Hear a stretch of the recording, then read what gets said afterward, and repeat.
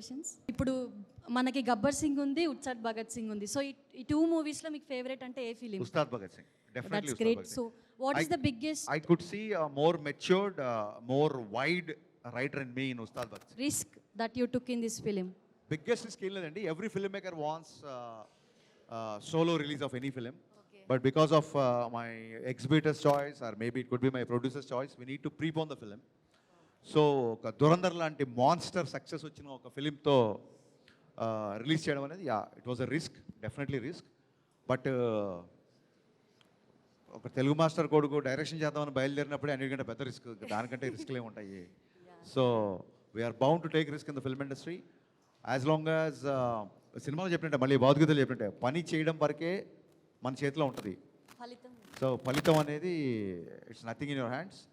So I feel so happy about the appreciation and about the love you're showing on the film. And definitely ఈ cinema మిగతా సినిమాలాగా record కొట్టకపోవచ్చు, లేకపోతే previous సినిమాల కంటే తక్కువ ఉండొచ్చు. So ప్రతి రికార్డ్ మన పేరు మీద ఉండాలని రూల్ ఏం లేదు, ప్రతి ఫ్రైడే మందే అవ్వాలని రూల్ ఏం లేదు. కలెక్షన్స్ అనేవి, కంటెంట్ అనేది మా చేతిలో ఉంటుంది. కలెక్షన్స్ అనేవి release date, ticket heights, opposite ఏ ఫిలిం వచ్చింది, సమ్మర్కి వచ్చిందా, సంక్రాంతికి వచ్చిందా, వీటన్నిటి మీద డిపెండ్ అయి ఉంటుంది. So end of the day, I'm not only happy, very proud of making Ustad Bhagat Singh.